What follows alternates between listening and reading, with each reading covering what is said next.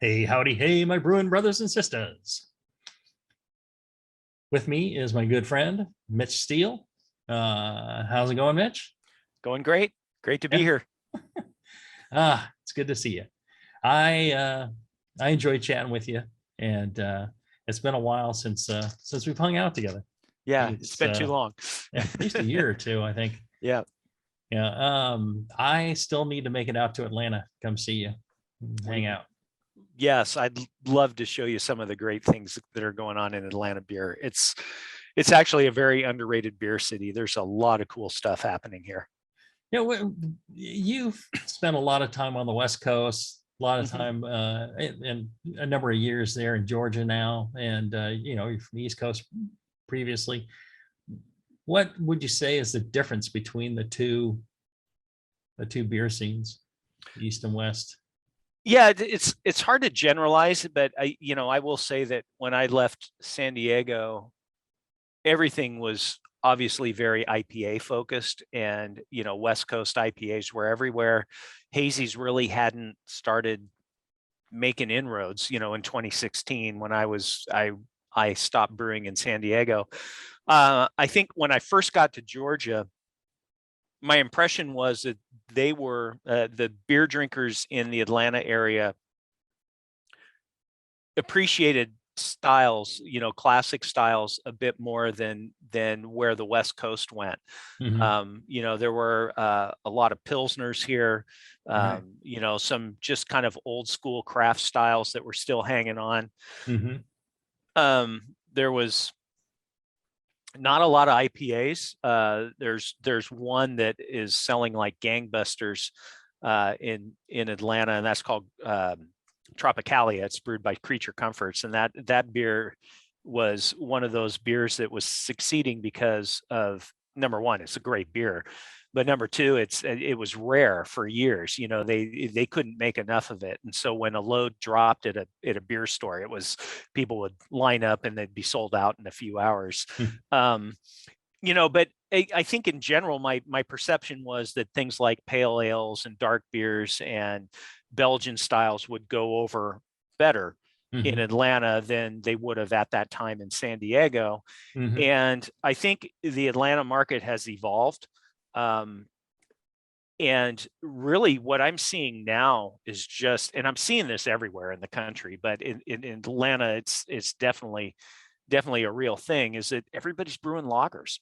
Hmm. And, I think there were 28 breweries that brewed Oktoberfest beers in the Atlanta metro area this year. Hmm. I mean, think 5 years ago, you Right. might have had one or two breweries that were doing it. And I think, when I was out in the Pacific Northwest for hop selection, and I was in Colorado for judging Great American Beer Festival, and I saw the same thing.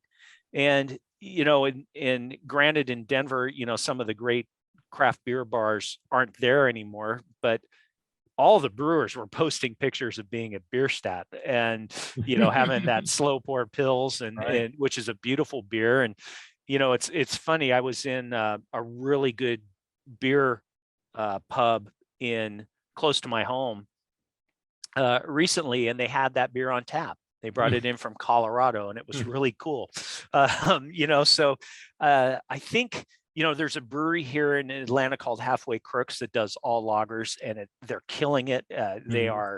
People are really, really in love with that brewery, and they're great people, and they make great beer. And there's a couple of other breweries, Round Trip, that does a lot of lagers as well. And every brewery, I mean, we do a lot of lagers. Right. That's been kind of a nice thing for me, Hmm.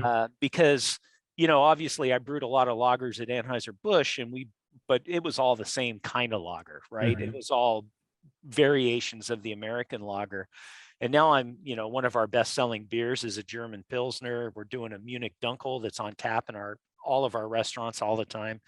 Um, it's been fun, and we still brew IPAs, and I Right. still like brewing IPAs, but I I think the difference, and I've noticed a similar difference, or noticed the same myself. East Coast, there's more of those other more classic styles, and West Coast is pretty much all IPAs. But what I attribute it to is the proximity of the East Coast to Europe, Yeah. and how easy it is to go from the East Coast to Europe and visit and experience all those beers, Mm-hmm. and vice versa. And then on the West Coast, the proximity to the hop growing regions, and the influence that has. Yeah, I think that's a really good observation. And I will tell you that when we took over the brewery in Virginia Beach and opened up the tap room, Virginia Beach is a very heavy military town, right? It's been built on the military, and there's bases all over the place there. And we'd get veterans or soldiers coming in and having beer at our place, and they love the German beers because a lot of them were stationed over there and were drinking those classic styles, and they're like, oh man, it tastes like I'm back in Germany, and I mean, I can't think of a higher compliment for one of our beers, than that. And it's been cool. It's been really, really neat to see. Yeah.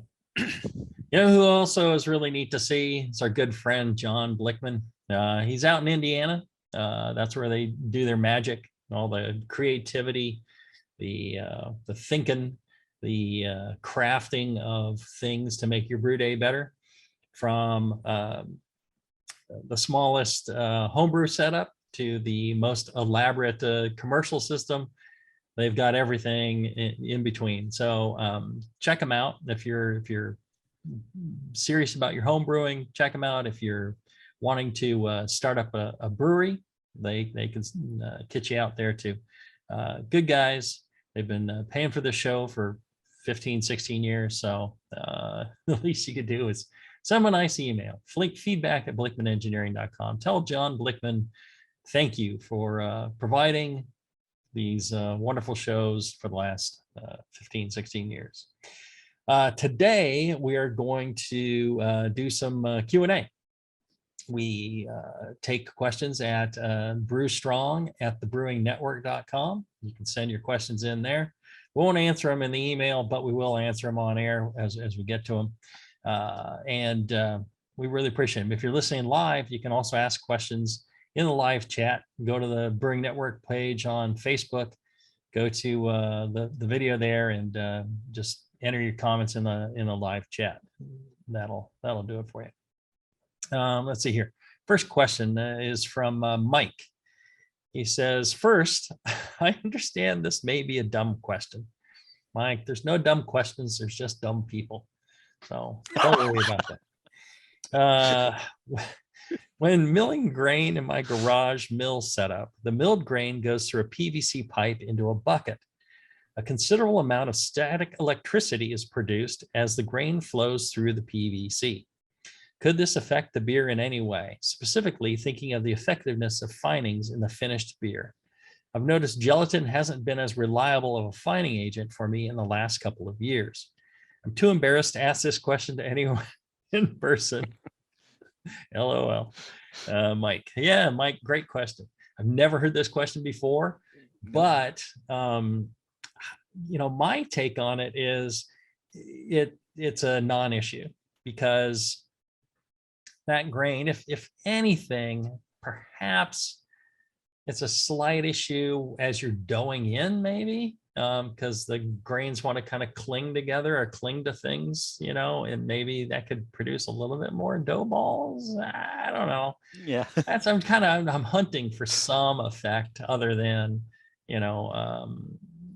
but once it goes through the mash and it's boiled, the static electricity is gone. The static electricity is fairly minor anyways. I don't think you should have a problem.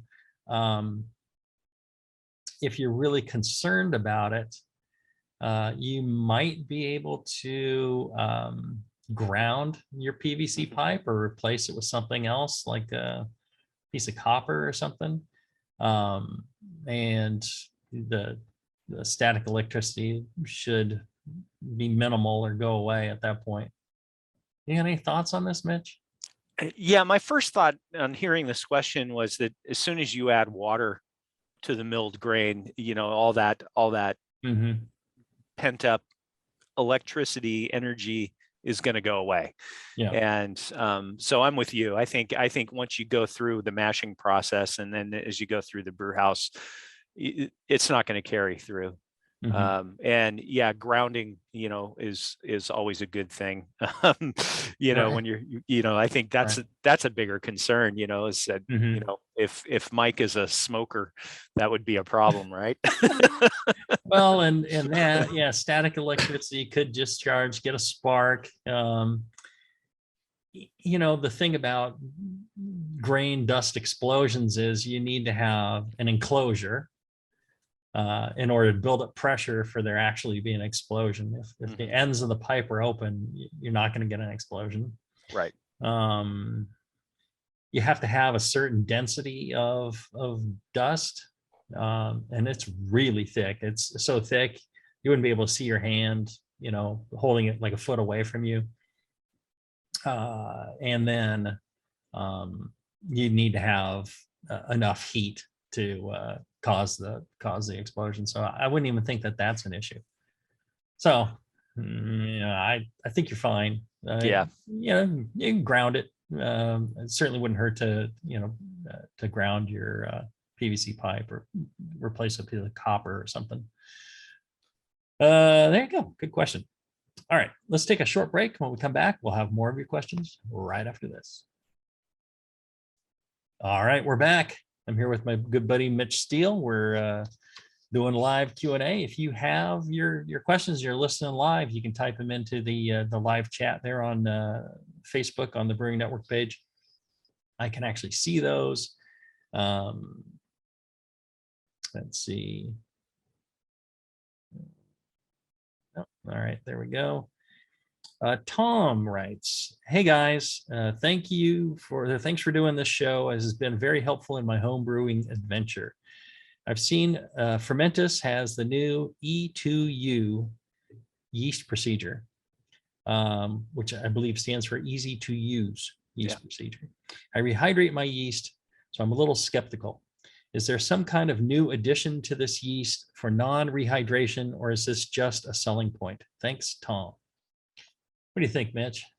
Yeah, that's an interesting question. From my point of view and my experience, the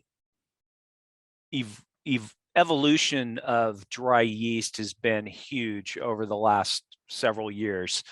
And so the quality is at a much higher level than it ever used to be. Even on a commercial level, we can add yeast dry to a fermenter and it'll start working right away. I don't think there's any harm in continuing to rehydrate this yeast.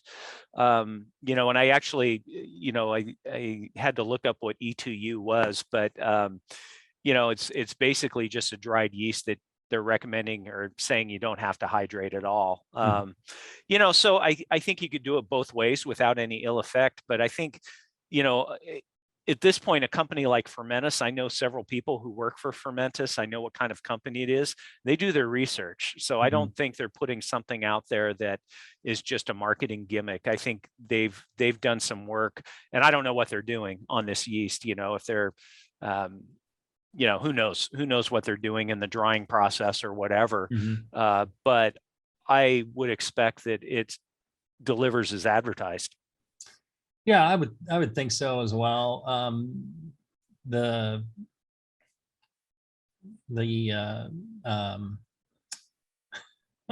whole thing I was going to say, but I'm getting too old. The interesting thing on it is, I think they're some of the yeast they say are not the E2U variety, because the powderiness of the yeast needs to be right for it, I guess. And maybe some strains don't powder up right, or they're too powdery. If it's too powdery, there could be an inhalation danger, I guess, while you're pitching it. Or I think they mentioned something about, certain yeast with enzymes, you don't want to do this. You need to be careful, at least wear some sort of protection if you're going to do it. And I guess the dispersal of the yeast across the liquid layer needs to be amenable to that. So it's got to be powdery enough so it spreads out. It doesn't just lay there as clumps or whatever. And like you're saying, very smart people done a lot of research. I'm sure that what they're saying is true. The difference in dry yeast now to when we started doing this show is dramatic. They've made a lot of dramatic increases. So I think you're probably okay if they're specifying a yeast as pitchable as is. I think you do fine. I think you do fine to rehydrate it as well. I don't think there's any danger to rehydrating yeast. I think in the past there was some. It's like, oh no, don't rehydrate it because you're and yet they were still telling the commercial brewers to rehydrate it, which that kind of rubbed me wrong. I think that there was a mixed message going on. But today I think they've made the changes, and I think maybe the yeast is good to go. Good question, Tom. Let's see here. Kim writes, it is my understanding that you are able to get about 8 parts per million of oxygen into wort using air, which should be okay for lower gravity ales. But if you brew higher gravity ales or lagers, you may want approximately 12 parts per million of oxygen. I've also heard it mentioned that yeast consumes most of the oxygen available in wort within a couple of hours. So my question is, if you are using air, like an air pump, for example, are you able to compensate for the lower starting concentration of oxygen by re-aerating the wort 1 hour after pitching the yeast, for example? Does the yeast get enough oxygen for high gravity ales or lagers this way? Or is there some benefit in having a higher concentration of oxygen when pitching the yeast? That's quite a good question, don't you think? Yep. What do you think, Mitch? So first off, if you're using air, the maximum dissolved oxygen you can get in your wort is about 12 parts per million. If you're using pure oxygen, then you can get much higher, and it's actually quite possible to over-oxygenate and really stress out your yeast, which can result in off flavors like acetaldehyde and stalled fermentations and things like that. So you got to be careful with oxygenation. I think the question is a really interesting one, and certainly there are brewers out there that will add more oxygen after lag period and but before the fermentation really gets going. Our rule at New Realm is if the gravity's dropped more than a degree Plato from its original gravity, we typically don't oxygenate brews going into that fermenter anymore, because the yeast is already acclimated to having no oxygen, and if the yeast bounces back and forth between having oxygen and not having oxygen, you're not going to get the same fermentation consistency as if you didn't do that. That being said, if this question is framed in a way that it's early in the process, and so if you're brewing a high gravity beer and you want to get more oxygen in it, I think theoretically this could work. You just have to know when to stop doing it. Right. Right. Yeah. I always, when I'm doing something, like over 20p, I will do a second dose of oxygen, 8 to 12 hours in. It generally it depends. I mean, sometimes, earlier than that, it's before the beer really kicks off and before gravity is dropped, like you say, more than a certain amount. But I find that that's really important to fully attenuate those big beers. And then when we do something like we did whale juice, which was 18.5% IPA, it's a sessionable 18.5%.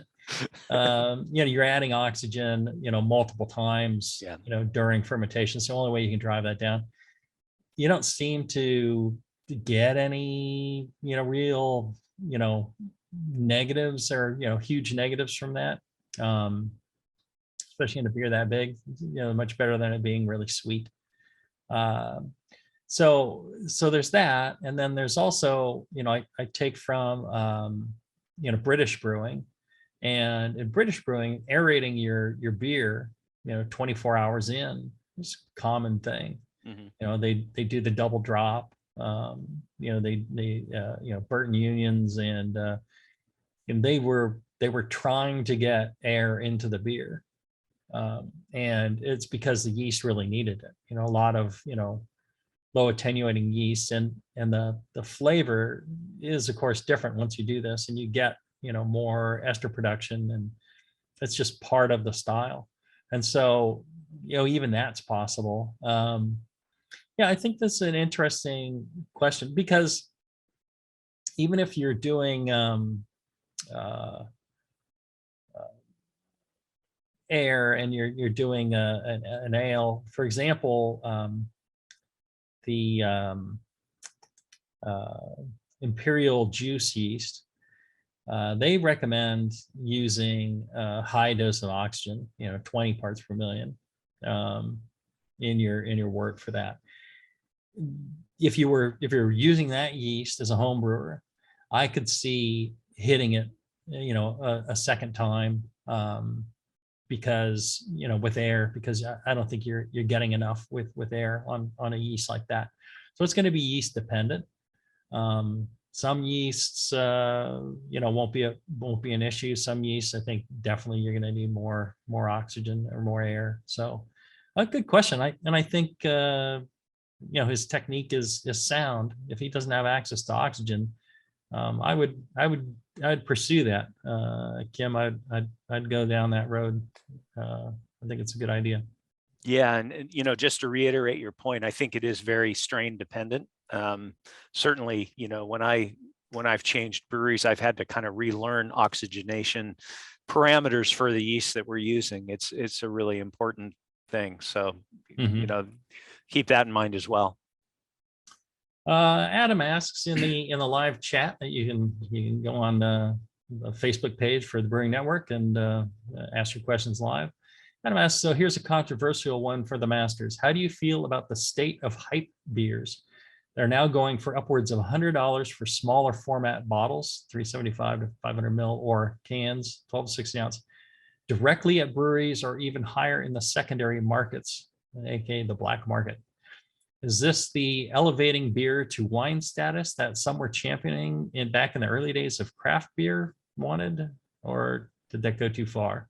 Recent example is Anchorage's A Deal with the Devil that was just released for a single 375 at the brewery for $70 and sold out in minutes.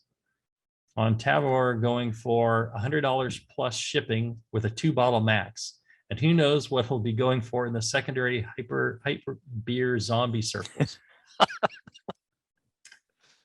Yeah, I think sold at the brewery. If the brewery is able to make money off of it, and they need it to survive, more power to them. I was always, it's like, well, fair price for a fair product. So we never really got into the hype pricing. But yeah, the secondary market, I don't know. It's just weird to me. People buy and trade these beers and never drink them. They just, it's like collector's items. And it's like, well, what I get from beer is the experience of drinking it and sharing it with friends, and then the memories and, the sensory and all that stuff. So for me, I don't know. I don't know. What's your take on it, Mitch? Well, I think I kind of land in the same place you do. I didn't realize this was still going on like it is. It's getting worse. It's getting worse. So that shows you how out of touch I am. But I'm with you. I think charging a fair price for the beer based on ingredients, based on the labor that's used to make the beer is a longer term business model that I think really works. For these breweries that have created these hype beers and they get the long lines, more power to them. I think they've struck gold in some ways. And I don't know how they did it, but sometimes that's something you need as a business to ride out and experience to its fullest. But from my point of view, I don't seek beers like that out. If I get to try one, great. But I'd Yeah. rather just go down to a pub and get a Mhm. glass of IPA or get a glass of Pilsner and enjoy it, and Right. like you said, the experience is all about it. Beer trading, I've sent beers, to friends and things like that, but I've never really gotten involved in beer trading like a lot of Mhm. people have. And I get it, if you're looking for, you want to bring in, you're in New England and you want to bring in this super rare beer from San Diego. Okay. Yeah, Yeah. I get it, But then but drink it. For yeah, God's sakes, but drink drink it. it. Yeah. So Yeah. yeah, it's interesting. It's an interesting question, and the beer business continues to confuse me. Who knows what's going to happen. As it confuses us all. All right, let's take another short break. And when we come back, we'll have more of your questions right after this. All right, we're back. We're here live with my good friend Mitch Steele. We're answering some of your questions from the submissions to the Brew Strong at thebrewingnetwork.com. I knew I'd get it right eventually.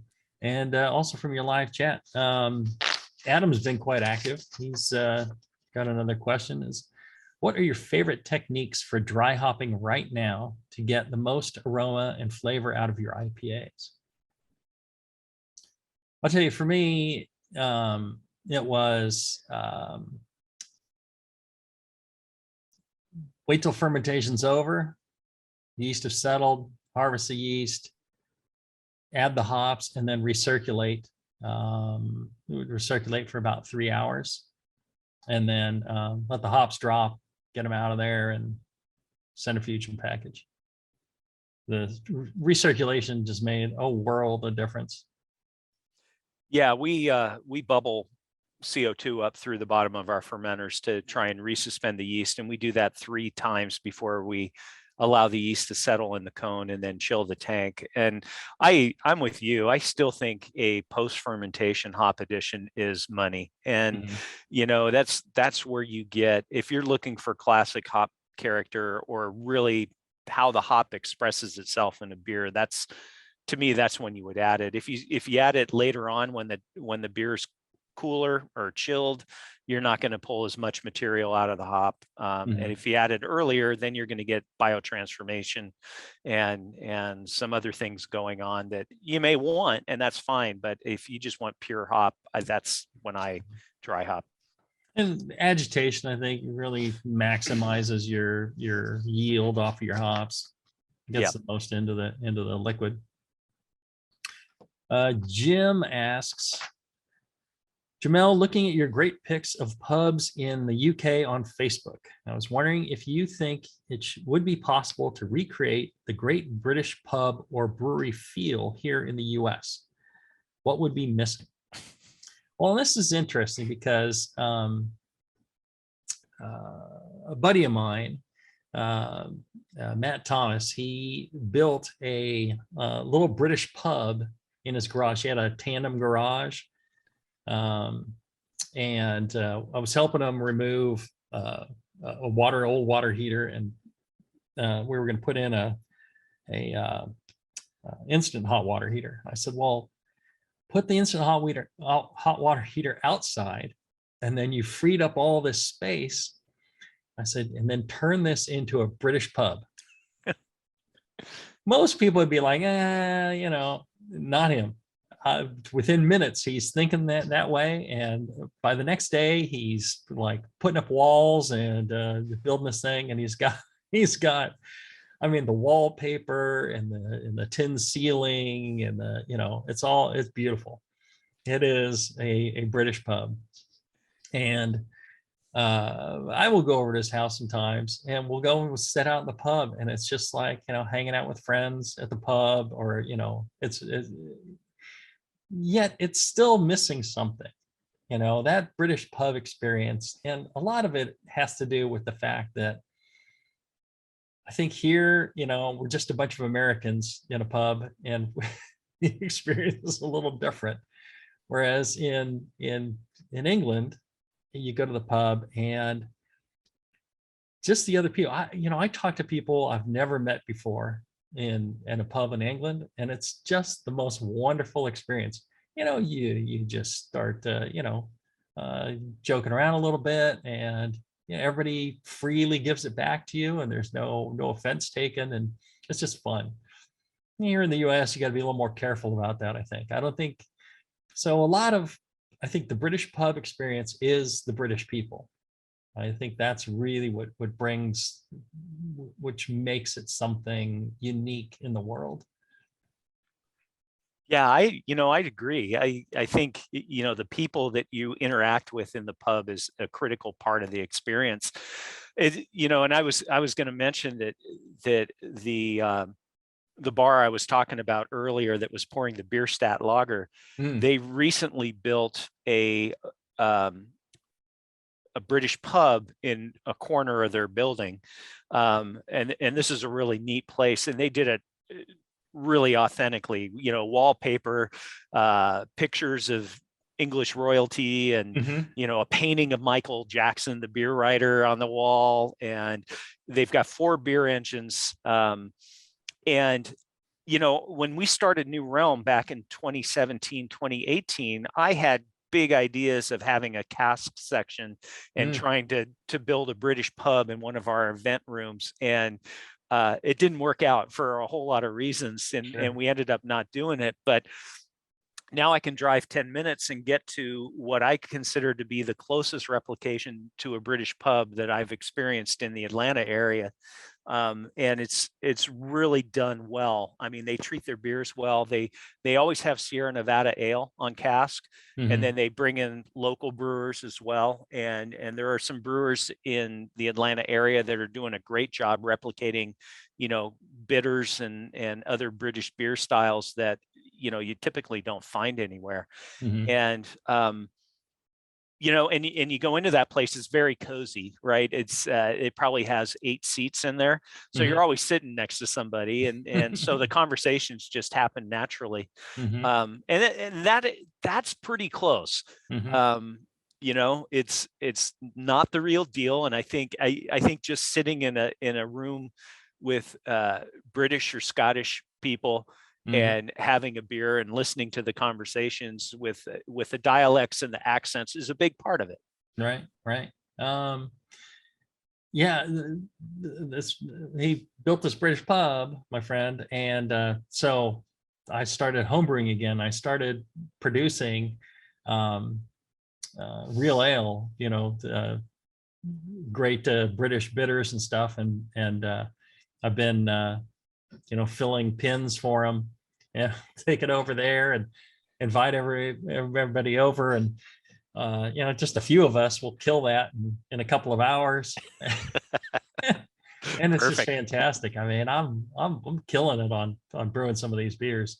I know you'd be impressed.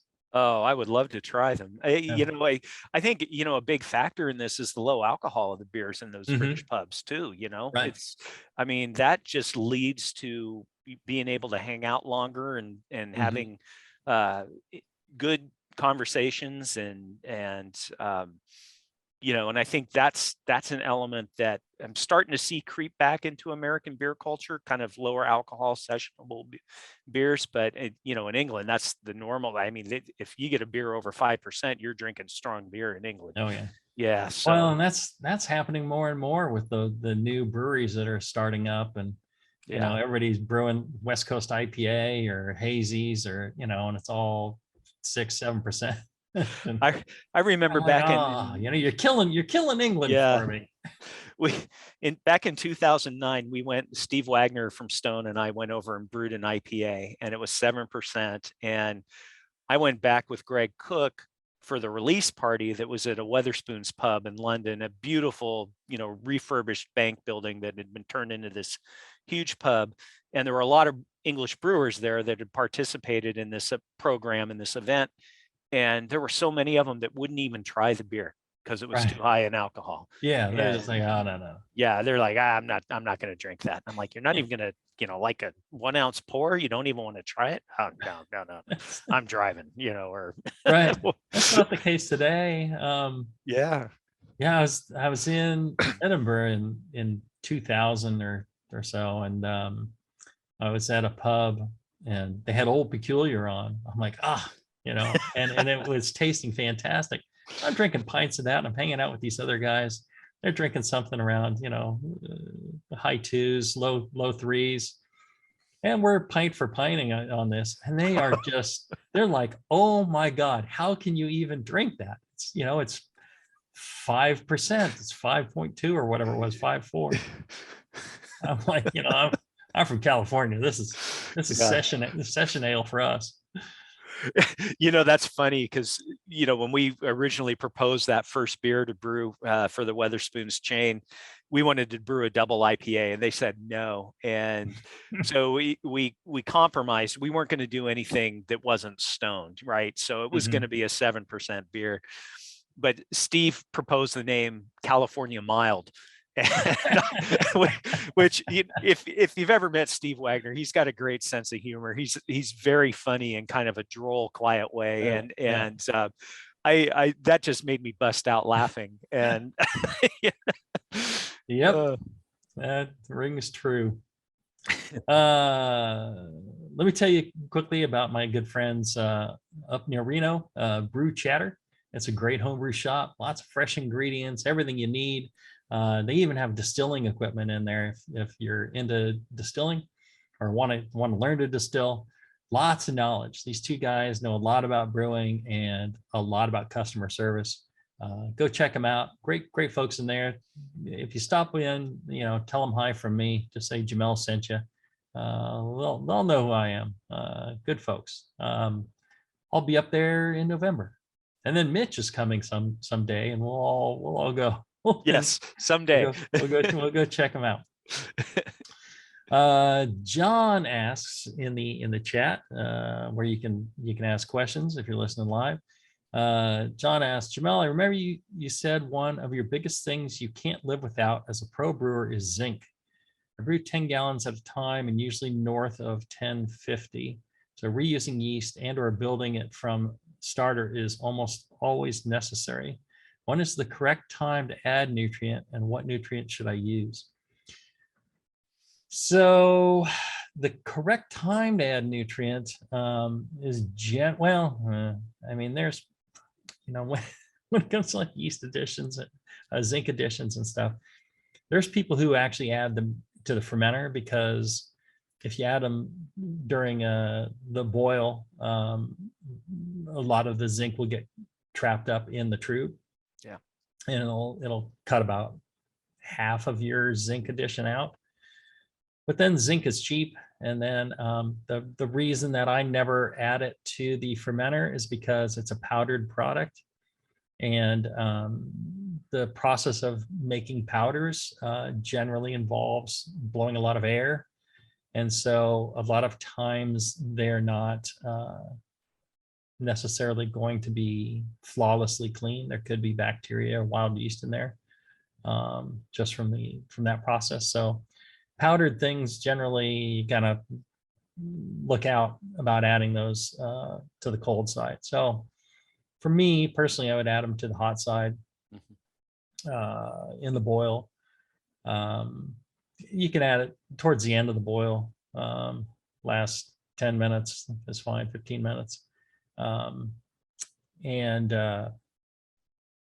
as far as the correct nutrient to use, I would use something that does contain zinc, especially if you're repitching. You can also just get some zinc supplements and add some of that, or you can maybe find a local brewer that's willing to give you a little bit of zinc.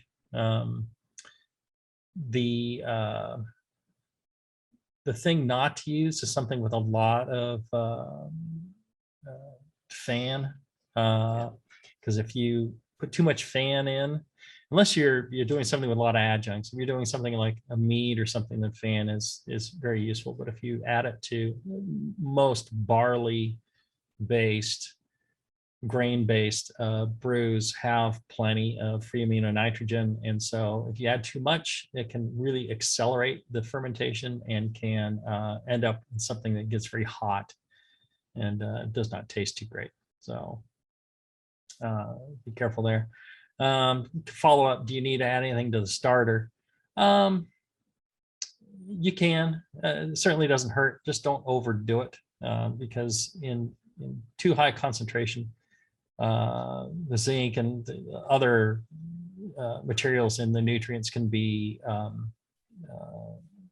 harmful to the yeast. But yeah, I used to use servomyces to my starters. And actually what I would do is can starter wort. I would add my nutrients to the, I'd add DME, nutrients, water, and then put in the pressure cooker, and then add sterile wort with all the nutrients needed. So, you got anything to add to that? No, I agree with everything that you just said. You know, most of the commercial yeast nutrients that are out there and available do have a significant amount of zinc in them. So, you know, those are tried and true. And yeah, I think it's, you know, safer to add it at the end of the boil. You are going to lose some of it, but like you said, it's not that expensive. And, you know, but it's, you know, it's a pretty valuable thing to add, especially if you're doing high gravity beers.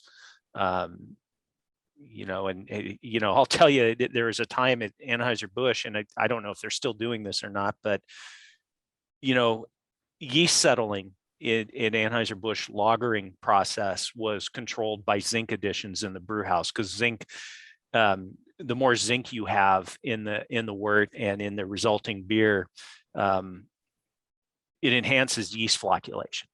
And so one of the things that we monitored every day was cell counts at 10 days in lagering. And if they were starting to trend high, we would add more zinc. If they were starting to trend low, we would decrease the zinc. And that had a huge impact on the yeast health and just the conditioning process that was happening in those lager tanks. Right.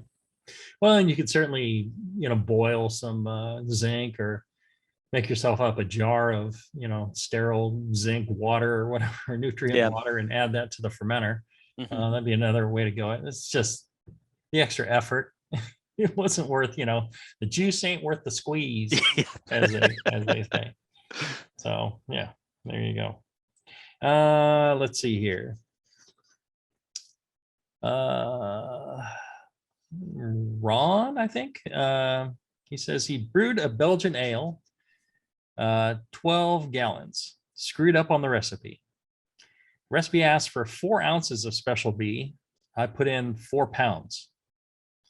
The rest of the recipe is 14 pounds Pilsner, 2 pounds Vienna, 1 pound wheat, and Y yeast 1214, 3 pounds of sugar. Any thoughts on how I can make it drinkable? Haven't tasted it yet. 3 days in the fermenter. Maybe blend it with a pale ale, dilute with water. My thoughts are it's going to taste like a caramel candy bar. Lots of hops, noble and American. Maybe dry hop with a bunch of citra. And thank you for making me a better brewer. I do all my shopping with your sponsors. Well, that's very kind of you. I would taste it first. You're talking about what, 20%? Yeah, 20% special B. Yeah, could be all right. Special B, it does have kind of a figgy, caramelly thing to it, but also surprising amount of almost roast flavor that kind of balances, adds kind of a dryness to it. I would taste it first and see. Yeah, you never know. You'd be surprised. And that would also inform you as to what kind of change you wanted to make on it. Whether, and you could, you know, certainly try diluting it in the glass and see if that helps. I don't know. I kind of doubt it. I mean, it may thin it out, but yeah.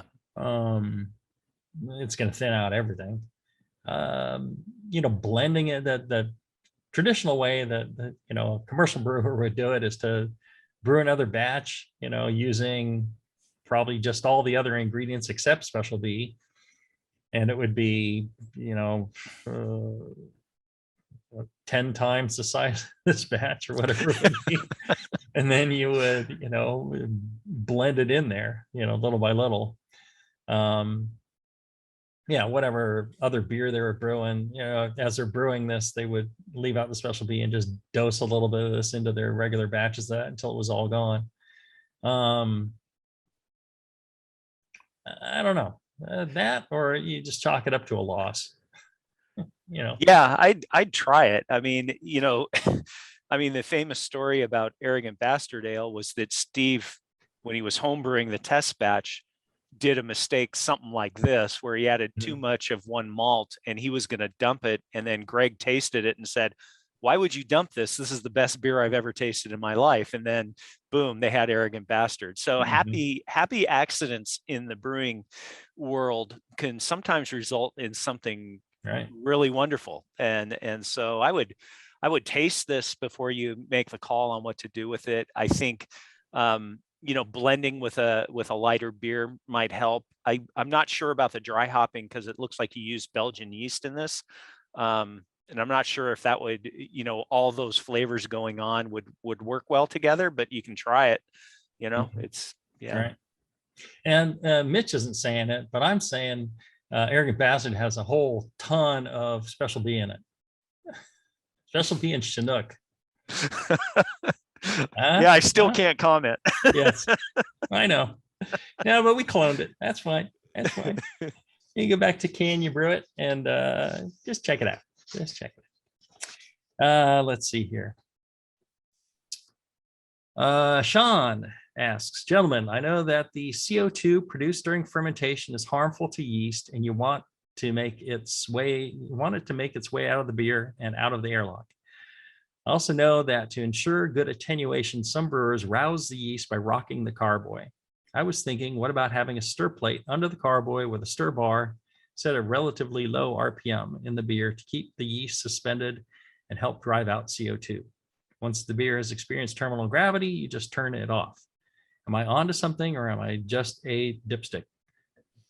Thanks for all the years of great information, Sean.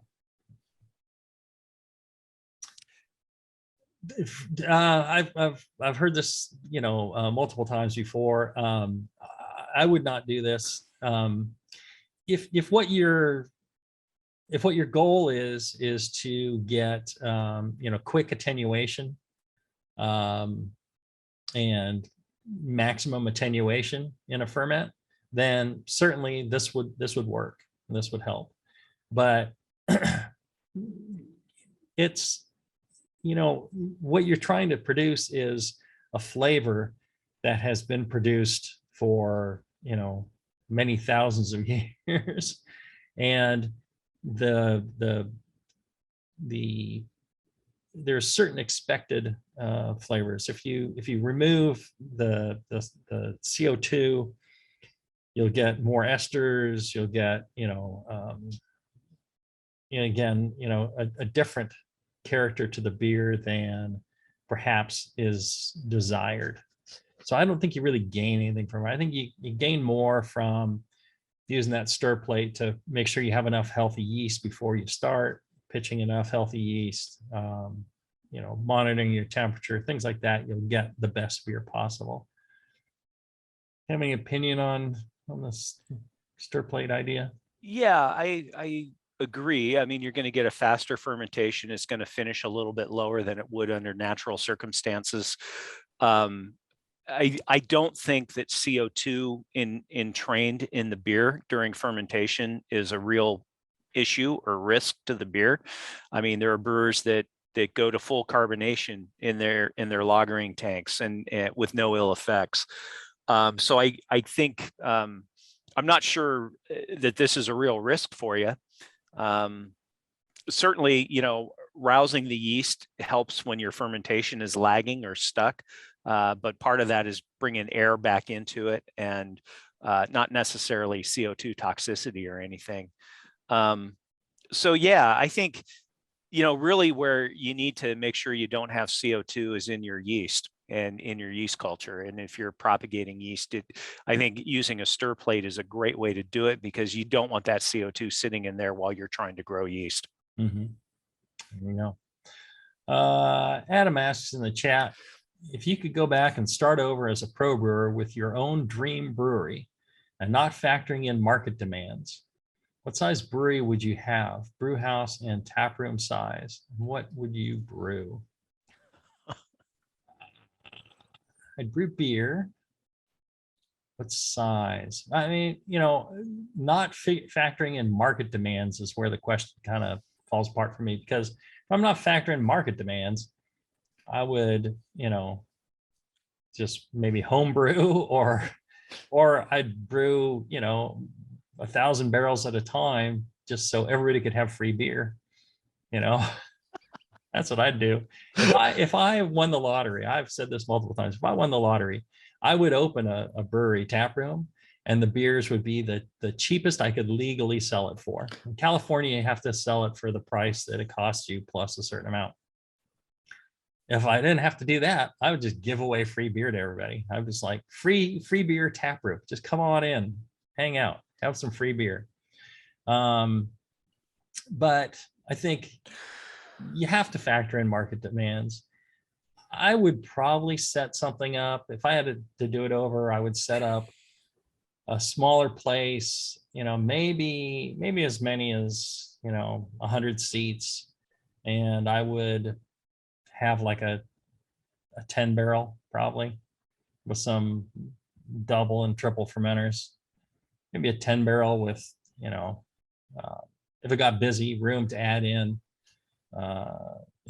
separate mash, louder, pre-run and whirlpool and all that. So you can just quickly turn out multiple batches in a day. That's what I would do. How about you, Mitch? I think I'd probably fall in that same range of size. 10 barrel brew house sounds really good. I would have a music venue, or at least a good stage and a PA system in the tap room. It's really nice to think about just brewing beers that I want to drink. But I've never approached brewing that way, but it's fun to think about. And I know brewers that have done it, and it's this thing called home brewing. Yes. I don't know if you're right. familiar with it. Yeah. I could teach you. Yes. Yeah. Well, and that's the thing. I wouldn't yeah. sell it outside the tap room at all. It would just be, there'd be beer to go, but I wouldn't worry about distribution in the slightest. I would run away from distribution as soon as I could if this was something that could work. Yeah, zero distribution. Yeah. That's the key. That's the key to happiness. Zero distribution. Whatever it takes to not have any distribution of beer, that's what you want to do. You want to, the smallest building or the biggest or whatever it would take. That's what you're looking for. All right. One last quick break, and we'll wrap up with your questions right after this. All right, we're back. Having a fun time talking about all sorts of things based off of all your interesting questions. You guys never disappoint. Let's see here. Jeff asked, esteemed experts. Did you know you're an esteemed expert? You are. Oh, that's very nice. Yeah. I have recently moved to the beautiful land of Costa Rica. However, it's a veritable barren wasteland of beer. But that said, my aim is to go native. I have recently discovered Carao, I don't know, Cassia grandis, available at the Saturday market. It's similar to honey in viscosity with notes of chocolate and cherry. Minor side note, it is also referred to as stinking toe because of its pungent aroma. Although I think there's a hop called stinking toe. There should be. Yes. Although its medicinal properties are well documented, a search of forums, AHA, Northern Brewer, and the like, have yielded nothing on the topic. I'm considering it as an adjunct or creating something that resembles mead. Do you have any experience or insight into the particular ingredient and how to best harness its stinking power in the name of booze? Best Jeff. What a great question. Yeah, my thought is, it has medicinal properties. You just need to be aware of the the levels of safety on that, because some of these things that have medicinal properties, if you overdo it, could be harmful. So you just want to be careful about that. The stinking toe thing, you never know how it's going to turn out once it's fermented. Once it's boiled and fermented, you boil it, you ferment it, you drive off a lot of the volatiles, and the yeast can transform it into something else. Maybe great. It may go with certain hops. I mean, maybe quite nice. People associate certain hops with cat piss. And if people enjoy that, they could enjoy a stinking toe beer. I'm just saying. So I'd be careful on that. I'd, check to see what the points per gallon gravity you're going to get out of this. So you have some idea, just throwing it in and see how much sugar there is. You're trying to figure out how fermentable it is. Maybe do some small scale tests just with that and some water. Boil some, ferment it out with a clean, like a 001 yeast, 1056 US05 yeast, and see what it tastes like, see what it smells like, and kind of match up your other ingredients to go with that. Sounds fascinating. Chocolate, notes of chocolate and cherry, similar to honey. Yeah, I've never heard of this this ingredient. It sounds fascinating in a lot of different levels. I think brewing a beer with it, I would do that before I brewed something like a mead, just because you have the boiling process, you have other ingredients, you have things that if it does retain its stinking toe character in an unpleasant way, at least you've got some other flavors to balance it out, and that would be after you do water trials, that'd be a good first test for it. Yeah, I agree. And it's always alcohol, so you still drink it. Yep. Stinking toe beer. Hey, next when this comes for hop naming, I'm ready to call something stinking toe. I think that's great. I think I'll get with our marketing people and get that registered right now. There you go. Yeah. It's a winner. Wow. I guarantee you everybody would want to try it once. Yep. And then they probably wouldn't. They would think it stunk too much of toe, and regardless of what it smelled like. The names have a lot of impact on they do on the success of beers. All right, that's our show for today. Thank you all for tuning in. Thank you very much, Mitch Steele. Thank you, our honored guest to join me. It's a lot of fun. If you enjoyed this, please make sure to reach out to our sponsors, Blickman Engineering. You can find them at blickmanengineering.com. Email John Blickman at feedback@blickmanengineering.com, and tell him how much you appreciate the show that we do, since he's paying for it, and shouldn't have cost you a penny. So enjoy. And our good friends at Brew Chatter up in Reno, where they're just great guys, a lot of fun to visit. Even if you don't brew, it'd be worth stopping in, saying hello, and having a pint with them. So until then, everybody, brew strong.